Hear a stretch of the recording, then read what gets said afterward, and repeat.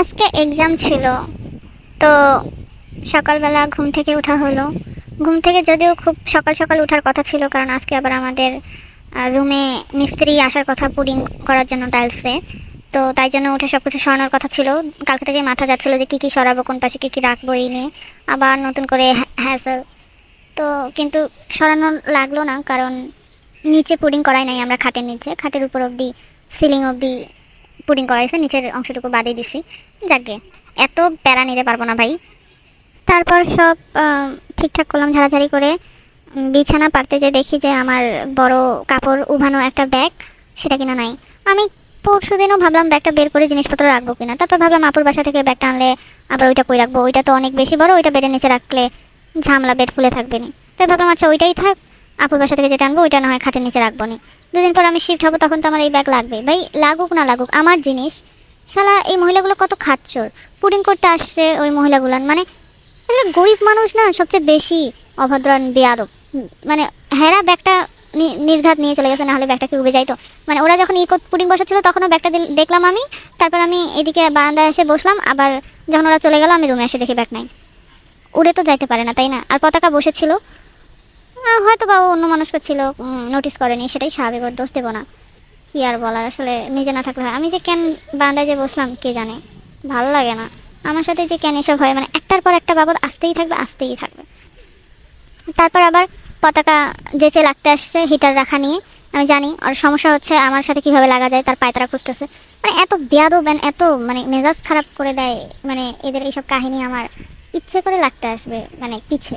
ভাই এত লাইফলেস হয় মানুষ কেন, মানুষের পিছে লাগা, মানে খেয়ে দেখি আর কোনো কাজ থাকে না এদের। মানে ঋতু এক একটারে এমন বানাইছে, মানে এই মেয়েটার না, মানে আমি ঠিক কাউকে অভিশাপ দিতে চাই না, কিন্তু আমি বললাম এই মেয়েটার কখনো ভালো হবে না। কারণ মানুষ মানে কেউ যখন কারো পিছে পড়ে থাকে, কারো ক্ষতি করতে চায়, তো তারই ক্ষতি হয়, এটাই পৃথিবীর নিয়ম, এটাই হবে। তো কারো ক্ষতি তুমি ইন্টেনশনালি করতে যাও না কেন, শেষমেশ নিজেরই ক্ষতি হবে। তো আল্লাহ এদেরকে ছাড় দেয় না, তো আমি এটাই বিশ্বাস করি। আর আমি উপরওয়ালার কাছে বিচার দিলাম, হ্যাঁ আল্লাহ তুমি দেখো তাদের এই আচরণগুলো দেখো, অ্যান্ড তারা যেটা ডিজার্ভ করে সেটাই তাদেরকে দাও। হ্যাঁ, আর আমিও যেটা ডিজার্ভ করি সেটা আমাকে দাও। কিন্তু হ্যাঁ, এই যে আমার উপর অন্যায় করতেছে, এগুলার পুঙ্খানুপুঙ্খানু হিসেবে আমি কিয়ামতের মাঠে উঠাই নেব। তো যাই হোক, তাড়াতাড়ি করে গোসল দিতে যেয়ে দেখি যে বাথরুমে 4 তলার একজন মেয়ে আসে গোসল দিচ্ছে। যাই হোক, আবার 15 সিরিয়াল ছিল, কোনো রকম 15 থেকে সিরিয়ালটা একটু রিকোয়েস্ট করে নিলাম, আমার এক্সাম বলে, এমার্জেন্সি বলে। তারপর গোসল টোসল দিয়ে, মানে পরিষ্কার টরিষ্কার করে গোসল টোসল দিয়ে আসে, রেডি টেডি হইলাম। দেন তো দেখতেছি রুমে ঝামেলা লাগতে পারে, তাই ভাবলাম যে তাড়াতাড়ি নিচে যাই। অবশ্যই নিচে খাওয়ার জন্য আসে, মানে খেয়ে তারপর তো এক্সাম দিতে যাবো, নাহলে আবার ক্ষুধা লেগে যাবে। আর 3টার পর তো ক্যান্টিনে ভালো খাবার দাবারও থাকবে না, তাই আসে আগে খাইলাম, খেয়ে গেলাম পরীক্ষা দিতে। যাক মার সাথে দেখা পাইলাম, আলহামদুলিল্লাহ আলহামদুলিল্লাহ আল্লাহ, মানে আমার বান্ধবীর দেখা পাইলাম।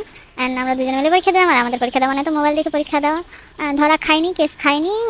আলহামদুলিল্লাহ খুব ভালো পরীক্ষা দিচ্ছি। আল্লাহ মাফ কইরো, জানি এটা ঠিক না, কিন্তু কি করবো, পড়তে ইচ্ছা করে না, আর কত পড়া যায় বাপু, আর পড়তে ভালো লাগে না। তো তারপর পরীক্ষা দিয়ে পরীক্ষার রুমে সামনের মেয়েটা খুব জ্বালাচ্ছিল, কি জানি নাম ওর, জানি না, খুব জ্বালাচ্ছিল। তারপর ও বলতেছিল যে আমি খুব জ্বালাচ্ছি। তো যাই হোক কিছু বললাম না, আসলে হয়ই এসব। তো তারপর পরীক্ষা দিয়ে এখন আসে পুকুর পাড়ে এই পাশটায় বসলাম। অ্যান্ড পুকুরটাকে যত দেখতেছি তত ভাবতেছি, এখানে একটা বাচ্চা মেয়ের জান গেছে, আল্লাহ মাফ করুক তাকে, তাকে জান্নাত দিক, এটাই দোয়া করি। মানে কি বলবো, আসলে আমরা যখন, মানে এবার যখন ক্যাম্পাস খুলছে 15 তারিখ, তো শুরুর দিকে তো ওভাবে কেউ আসেনি। 16 তারিখেই মানে আমাদের ক্যাম্পাসের এক মেয়ের সাথে আসছে, আমাদের ক্যাম্পাসের মেয়ে, ওকে টিউশন করাইতো, তো ওর স্টুডেন্টকে নিয়ে আসছে, আর সাঁতার শিখতে মেবি ওরা আসছিলো। তো এই পাশটা দিয়ে নামছে, এই পাশটায় তো সিঁড়ি এত গভীর না, শুরুর সিঁড়িটা দিয়ে নামলে হয়তো হইতো, এই পাশটা দিয়ে নামছে। আর যাই হোক, যা হওয়ার তাই ঘটছে, মানে এটা হওয়ার ছিল না হয়তো বা, কিন্তু আমি জানি না ঠিক আল্লাহর কি হবিতব্য। মেয়েটা নাই আমাদের মাঝে, এরকম একটা ইনসিডেন্ট আমি আগে কখনো শুনিনি। আমি যাওয়ার আগে আগে যেরকম একটা ঘটনা শুনবো এটাও এক্সপেক্ট করি নাই। নতুন করে আমাদের পুকুর এত মেরামত, মানে নতুন করে আমাদের পুকুর সাজানো হইলো, সেইভাবে একটা এরকম ঘটনা আসলে কখনো কল্পনা করি নাই। এখন যখন পুকুর পাড়ে বসি তখন একটু ভয় ভয় লাগে, একটু অন্যরকম লাগে, মানে আগের ওই এটা পাই না, কেমন যেন একটা ফিল হয়। যাই হোক, পুকুর পাড় যদিও বরাবরই আমার কাছে পছন্দের একটা জায়গা, কিন্তু এরকম একটা ঘটনা ঘটবে যেটা মানে ভাবি নাই আর কি। তো যাই হোক, হয়ে গেছে যা হওয়ার তাই আর কি। এখানেই বসে আছি, রুমে যাওয়া দরকার, কিন্তু রুমে গেলে আমি কেন জানি মনে হচ্ছে আবার নতুন করে কোন অশান্তি হবে কিনা, হওয়ার তো কথা, কারণ এরা তো লেগেই থাকে, কার পিছে কীভাবে লেগে যায়। আমার জাস্ট বিরক্ত লাগতেছে, আমি এসবে থাকতেই চাই না। হে আল্লাহ, আমার খুব দ্রুত একটা ব্যবস্থা করে দাও না, আমি এখান থেকে বাস লিভ নিতে চাই। আমি আমার ক্যাম্পাস অনেক ভালোবাসি, আমি আমার হল অনেক ভালোবাসি, আমার সিটি অনেক ভালোবাসি, সব কিছু ভালোবাসি, কিন্তু আমি মানুষের সাথে অশান্তি পছন্দ করি না। আচ্ছা, আমার কাউকে পছন্দ না, ওকে ফাইন, আমি তোমার থেকে ডিস্টেন্সে থাকবো, তোমার সাথে আমার কথা বলার দরকার নেই, আমি একা থাকতে পারি, আলহামদুলিল্লাহ, কোনো সমস্যা হয় না, আমার এতে খুব মাথা ব্যথা নেই। একা থাকতেই বরং আমি ভীষণ পছন্দ করি। যেমন এখন এখানে একা এসে বসে আছে, আমার যে কী যে ভালো লাগতেছে, আমি একা কথা বলতে পারতেছি, এর থেকে ভালো আর কী বা হতে পারে। মানে আমার হেজিটেট ফিল করতে হচ্ছে না কোনো কিছু বলতে। কিন্তু রুমেতে এই সুযোগটা পাই না, বারান্দায়ও পাই না, সারাক্ষণ চিল্লাচিল্লি। কালকে যখন আমি প্রথম মানে হয়েছে কি, লাস্ট কয়েক মাস বলতে প্রায় 6-7 মাস তো বটে, আমার লাইফে তো ওরকম কোনো ফ্রেন্ডস নাই, ইনফ্যাক্ট আমি রাখি নাই। তো ওই আমার সব ফ্রেন্ড বলো, যাই বলো না কেন, সবই সে। কিন্তু হয় না, ও আমার কথা শুনতে খুব একটা আগ্রহ, মানে জানি না ঠিক, মানে যে কেন জানি আমার কাছ থেকে মনে হয় যে ওর খুব একটা শুনতে ইচ্ছা করে না, জাস্ট শুনতে হয় বলে শুনে, পাশে আমি মন খারাপ করি কিনা সেজন্য হয়তো শুনে। শুনে ঠিক আছে, বাট থাকে না, খুব একটা রেসপন্স পাই না। আমি যখন কোনো কিছু ওকে খুব এক্সাইটমেন্ট নিয়ে বলি বা মন খারাপ যে এরকম এরকম হয়েছে এই সেই, তো ওর মাঝে থাকে না একটা রেসপন্স, ও সেরকম রেসপন্স করে না, লাইক ও আচ্ছা, এগুলো তো কোনো কথা না ভাই, এটা তো আমি একটা গাছের সাথে বসে কথা বলতে পারি। তো আবার ও বিরক্তও বোধ করে এইসব কথায়, তো এইসব আজাইরা গল্প শুনতে ইচ্ছা করে না। তো তখন থেকেই না, মানে আমি লাইক এখন ফিল করি একটা কথা বলার মানুষের, মানে কথা শোনার মানুষের, শুনবে, রেসপন্স করবে, একটা ভালো লাগা কাজ করে, যেটা আমার লাইফে আসলে নাই। কাউকে যে ফ্রিলি কথা বলবো সেরকম মানুষ নাই। নিহা তো আমার কল রিসিভ করে না, মানে আমি হাসবো না কাঁদবো জানি না। ওকে আমি অনেক লাস্ট 6-7 মাসে অনেকদিন কল দিচ্ছি, বাট খারাপ সময়ে কল দিলে কখনো পাই নাই। হাসবো না কাঁদবো কিনা জানি না, তার পরবর্তীতে কলটা ব্যাকও হয় না, ইভেন একটা পর্যায়ে মেসেজ করেও করা হয় না যে আচ্ছা কল আসছিল আমি দেখি না, বা সেই কেন কল দিচ্ছিল, এই পাল্টা কোশ্চেনটাও আমাকে মেসেজেও আস করা হয় না, কল ব্যাক তো দূরের কথা। খারাপ তো লাগে ডেফিনেটলি, কিন্তু কি আর করার। মনে আছে কিছুদিন আগে নেহা আমাকে কল দিছিল একটা দরকারে, বিকাশে টাকা আসছিল, মানে টাকা পাঠিয়েছিল আমার। তো তখন আমি নিচে আসছিলাম খাইতে, ও টাকা দিচ্ছে, তো আমি বেশ কয়েকবার কল দিচ্ছে, তো আমি নিচে আসছিলাম দুটো ফোন রেখেই। তো উপরে যাওয়ার পর যখন দেখি যে কল আসছে, আমি কল ব্যাক করলাম, তখন দেখি যে ও মেসেজ টাসেজ দিয়ে ভরাই দিচ্ছে, লাইক ও খুব অভিমান করে লিখছে যে হ্যাঁ তুই মানে যে একটা ফোনও রেসপন্স করিস না, দেখবি যে কবে আমার কিছু হয়ে গেছে তুই সেই খবরটাও পাবে না, সে মানে বেশ মান অভিমান করেই সব লিখছিল। তো দেখে একটু হাসিই লাগলো, কারণ আমি তো তাও কল ব্যাক করছি, আমার বেলায় আসলে এসব কিছু হয় না, বা জানি না কেন মানুষ নিজের বিহেভিয়ারটা আমরা কেউ দেখি না আসলে, অন্যটা দেখি, তাকে জাজ করি, কিন্তু আমরা একবার ভাবি না যে এই সেম বিহেভিয়ার হয়তো আমিও করি, বা আমি সেই বিহেভটা কেন জাজ করবো যেটা আমি নিজেই করি। তো আমি তাকে কিছু বলি নাই। ইনফ্যাক্ট নেহার আমাকে খুব কম ডিসঅ্যাপয়েন্ট করছে, বাট যতবার ডিসঅ্যাপয়েন্টেড হয়েছি আমি ওর থেকে, আমি না ওকে কখনো যে বলিনি হ্যাঁ তোমার এই জিনিসটা আমার খারাপ লাগছে বা এটা আমি হার্ট হয়েছে। আমি আসলে কোনো অভিযোগ জানাইতে চাই না, পাশে আবার খারাপ লেগে যাবে, এই জন্য কাউকে কোনো অভিযোগ জানাইতে চাই না যে হ্যাঁ আমার এই সমস্যা হচ্ছে বা ওই সমস্যা হচ্ছে। ভালো লাগে না আসলে, লাইফে একটা পর্যায়ে এসে আমি জাস্ট টায়ার্ড, কী বলবো, সব কিছু থেকেই অনেক বেশি টায়ার্ড। কালকে মা ফোন দিছিল, আজকে ফোন কল ব্যাক দিলাম, কোনো রেসপন্স নাই। হলে আসার পর থেকে ওভাবে কথা হয়নি, আমার হলে আসার 2 দিন হচ্ছে। আসলে হলে তো আসে প্রথম দিন আমি যে কামলাটা খাটছি, তার উপর আবার কালকেও অফিসে গিয়েছিলাম, দেন হাবিজাবি যত কেনাকাটা ছিল সব সারলাম, আজকে আবার হলে কাজ করলো মিস্ত্রি, আবার পরীক্ষা, সব মিলে এত চাপের ভিতর কখন কল দিবা। ওরা তো আমাকে যেতে কল দেয় না, আমার বাপ কল দিছিল, তো আমি যখন বললাম যে আমার পরীক্ষা চলতেছে একটু ব্যস্ত, সে তড়িঘড়ি ফোন কাটলো। সে নাকি আমার মাকে অভিযোগ জানায় যে সে ফোন না দিলে আমি ফোন দিই না। আসলে এরকম কিছু না, তার আর আমার সম্পর্কটা এত ডিস্টেন্স আমাদের মাঝে যে তার সাথে কথা বলতে গেলে আমাকে 7 পাঁচ অনেক ভাবতে হয়, মানে কোনো কথা আসেই না, আর আমার এত আনইজি লাগে তার সাথে কথা বলতে, কেমনি কি বুঝাবো। আমার আসলে আমার কোনো রিলেটিভসদের সাথে কথা বলতে আমি কমফর্ট ফিল করি না, খুব আনইজি লাগে, জানি না এরকম কেন। আই থিঙ্ক আমি ইন্ট্রোভার্ট, দ্যাটস ওয়াই এরকমটা হতেই পারে। তো ভাই আমার কত খারাপ লাগে, আমি এগুলোর কথা আর কি বলবো, ভাবতে অবাক লাগে তারা আবার অভিযোগ জানায় এত কিছুর পর। তো যাই হোক, আমার মা তো আমার খোঁজ খবর নেয় না খুব একটা, দেখা যায় মাসে 2-3 দিন খোঁজ নেয়। এটা হাস্যকরই বটে, মানুষ শুনলে হাসবে, তাই বলিও না আমি কাউকে, বলতেও চাই না আসলে। আমি আমার পার্সোনাল লাইফের ইনফরমেশন কাউকেই দিতে চাই না, কি ফেস করতেছি, কি যাচ্ছে আমার মধ্য দিয়ে, আমার দুর্বলতার দিক কখনোই কাউকে বলতে চাই না। তো ফোন দিয়েছিল, কল ব্যাক দিলাম, তাকে পাইলাম না, যাই না কি হয়েছে, আমার বেশ টেনশনই লাগতেছিল। পরীক্ষা দিতে যাচ্ছিলাম, ভাবলাম তাইনকে কল দিয়ে শুনবো নাকি যে কিছু মানে সব ঠিকঠাক কিনা, কিন্তু ভাবলাম আচ্ছা না, আগে পরীক্ষাটা দিয়ে আসি, তারপর দেখি পাই কিনা। অনলাইনেও কল দিলাম, ফোনেও কল দিলাম, কোথাও পেলাম না। এখন কি করব বুঝতেছি না। দেখা যাক কি করা যায়। আর বাপরে একবার না হয় ফোন দিবনি। কালকেও আমার এক্সাম আছে, আজকে কি জানি বলে, আজকে আবার ফ্লোর মিটিং আছে। খুব বিরক্তিকর লাগে এই জিনিস, বাস চালানো এসব ভালো লাগে না। এই অ্যান্ড্রুস ট্যান্ড্রুস, এই আসার বছর তো 2 দিন পর পর ফ্লোর মিটিংস মাথাটা খারাপ করে দেয়। কবে যে এদের এসব শেষ হবে আল্লাহ মালুম। ফ্লোরের অবস্থা তো খারাপই বলা চলে, আসলে মিস্ত্রি কাজ করলে খারাপ হওয়াটাই স্বাভাবিক। রুমের অবস্থা তো আমার তার থেকে বাজে, কারণ আমাদের হলে তো মানে আমার রুমে তো সব ননির পুতুলরা এসে বসে থাকে, গ্যাদর মার্কা ছ্যাঁচড়া কোথাকার গ্যাদর, এত অপরিষ্কারের ঢেকি, মানে ফ্লোর মানে মেঝে মুছতে এদের এত সমস্যা হয়, মানে ননির পুতুল যেন, মানে ভাই মরলে মনে হয় তোরা কবরে যাবেই না, এমন একটা ভাব নিয়ে থাকে। মানে এদিক তো ওই অপরিষ্কারের ভিতর শুয়ে বসে খেতে কোনো অসুবিধা হচ্ছে না, কিন্তু সেই অপরিষ্কারটা পরিষ্কার করতে তাদের খুব লাগতেছে, মানে কি সে সূচিবায়ু আহারে, অথচ ওগুলার ভিতর অমনে থাকতে কোনো সমস্যা হচ্ছে না। এত অপরিষ্কার ধুলাবালির ভিতর অমনেই আছে, না ওগুলারে ধুইছে না একটু মুছে দিছে, ওইভাবেই আছে। কি পরিমাণ খুবই হলে এরকম বিহেভিয়ার করে মানুষ, আসলে আমি কি বলবো, কিছু বলার ভাষা নাই। পুরো রুমটা এভাবেই বাথরুমের স্যান্ডেল নিয়ে যেত, উফ কি যে অবস্থা। তাও যাই হোক, আমি আমার এই পাশে মানে বেডের নিচে আমি সেদিন আসে 6-7 বার না হলেও মুছছি, বালু তুলছি। এখন আজকেও তো পুডিং বসালে মতো চাইলে আরেকবার মুছে দিই, কিন্তু থাক আমার এক্সাম ছিল তাই এত ঝামেলা নিলাম না। এখন যদি একটু, এখন ওরা বলতেছে যে এই মাসের তো অলরেডি 23 তারিখ, তাহলে সামনের মাস থেকে একবারে খালা আসুক। এখন সামনের মাস থেকে খালা আসলে অবশ্য ভালোই, মাসে টাকা দিতে হচ্ছে না। এখন সামনের মাস আসতে তো বেশ মেলাই দেরি, এতদিন রুমে এমনি স্যান্ডেল নিয়ে চলাফেরা হবে, আল্লাহ কি যে একটা অবস্থা জানে না।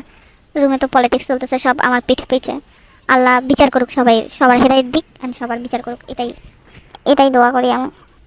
একটা বিষয় কয়েকদিন ধরে মাথার ভিতর ঘুরপাক খাচ্ছে, কাউকে বলা হচ্ছে না, আসলে ওরকম কেউ নাই যাকে এই বিষয়টা আমি শেয়ার করতে পারবো, তো কাউকে আসলে ভরসাই করতে পারি না। তো বেশ কয়েক মানে যে আঙ্কেল যাওয়ার পর থেকে তিথির সাথে নেহুর বন্ডিংটা অনেক স্ট্রং হয়েছে, অ্যান্ড হওয়াটাই স্বাভাবিক। তিথি আসলে ওরকম একটা খারাপ সময় পাশে ছিল, সাপোর্ট দিচ্ছেন, তার জন্য বরাবরই তার উপর আমার একটা রেসপেক্ট কাজ করে। কিন্তু কিছু জিনিস ইদানিং আমার খুব উইয়ার্ড লাগে, লাইক এই যে কিছুদিন আগে আমরা গেলাম ঈদে বাড়ি, তো ও আসছে মানে যে রংপুর থেকেই উঠছে নেহার সাথে, মাঝখানে আসছিল নেহাকে সারপ্রাইজ দিতে, হ্যাঁ সবই মানি। আবার ঈদে বাড়ি আমরা যখন বাড়ি গেলাম নেহা সহ, আমি সোয়েব নেহা, তো রংপুর থেকে ও উঠছে। তো আর নেহু তো বরাবরই ওকে অনেক ইম্পর্টেন্স দেওয়াটাই স্বাভাবিক, কারণ ও নেহুর খুব খারাপ সময় এত সাপোর্ট করছে, সেটাই স্বাভাবিক। তো ও লাইক তো আসছে, নীলফামারী আসলো, ভালো কথা, সবই ঠিক আছে।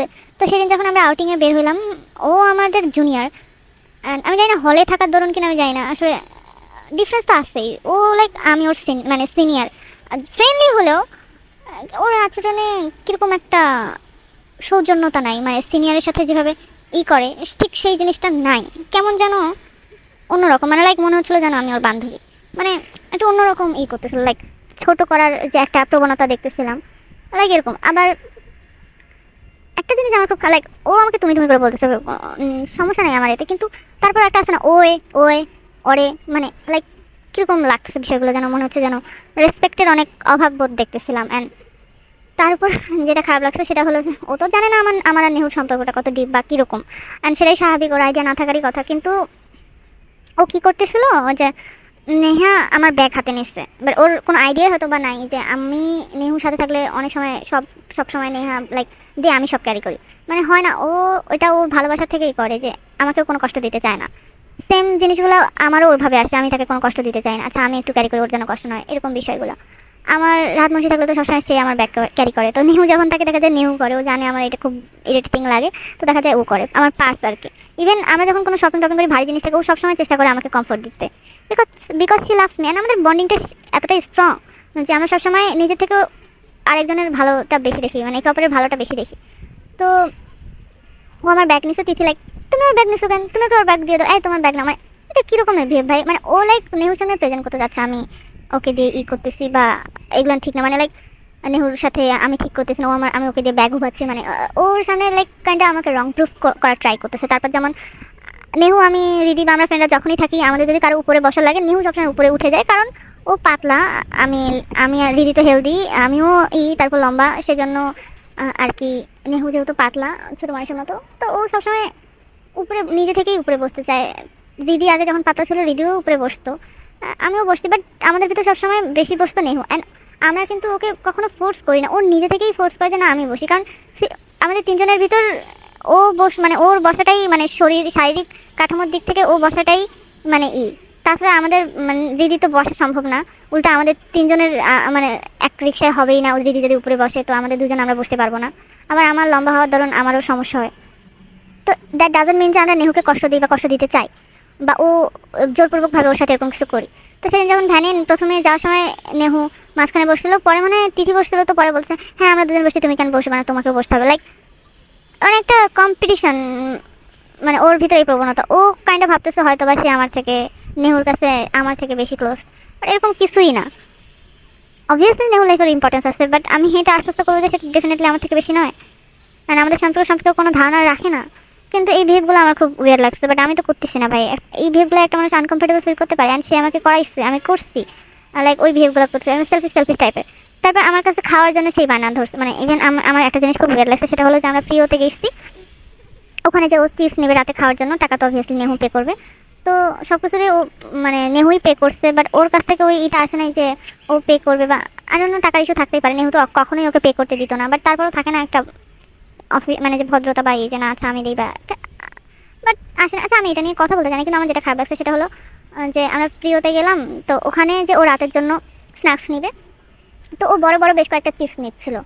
লাইক ভাই এটাও তো ভাবো আমি ছোটোগুলাই নেই, বেশি খরচ না করাই ওর, এরকম যে আমার একটা টেন্ডেন্সি থাকে, মানে যারই টাকা খরচ করে না কেন বা নেহু যদি হয় যে না আমি একটু কম খরচ করে, তো ওর মাঝে এই টেন্ডেন্সিটা ছিল না, উল্টা নেহু বলতেছিল যে ছোটো ছোটো না তুমি একটু বড় বড় খাইতে পারবো, তো তারপরেও সে বড়টা নেওয়ারই দিকেই ঝুঁকতেছিল। জিনিসটা আমার খুব খারাপ লাগছে, মানে টাকা খরচ করার ছিল, মানে যে জিনিসটা খারাপ লাগছে কেন জানি মনে হচ্ছিলো, আমি সরি টু সে মনে হচ্ছিলো জানো ও আচ্ছা খেতে খাওয়ার মানে ঠিক ঘোরাফেরা খাওয়া দাওয়ার যে এই সব ব্যাপারের জন্য কি নেহুকে তারা তো আই ডোন্ট নো, আমি মিন করতে চাই না এরকম কিছু।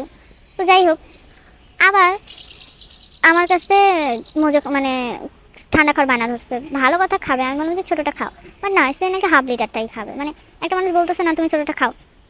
আমার কাছে এইসব কেন জানি ম্যানারলেস লাগে, এই টাইপ বিহেভিয়ার, জানি না মানুষের কাছে এইসব স্বাভাবিক লাগতেই পারে, স্বাভাবিক আমি বলতেছি না অস্বাভাবিক কিছু, কিন্তু আমার কাছে জিনিসটা একটু দৃষ্টিকটু লাগছে, অ্যান্ড এইসব আমি কাউকে শেয়ার করতে পারবো না, ওভাবে কেউ নেই, তো এখানেই বলে রাখলাম আর কি।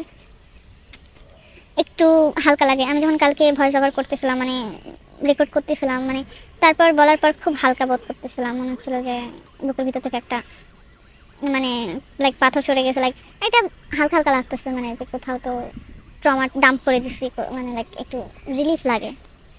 তো আজকে এই পর্যন্তই, এখন যাই দেখি ক্যান্টিন থেকে কিছু একটা খেয়ে উপরে যাই, কি হচ্ছে না হচ্ছে পরে আবার জানাবো নি সময় করে। ওকে আজকে আর বেশি আজকে আর নাই, আজকে এই পর্যন্তই, আসি তাহলে, আল্লাহ হাফেজ।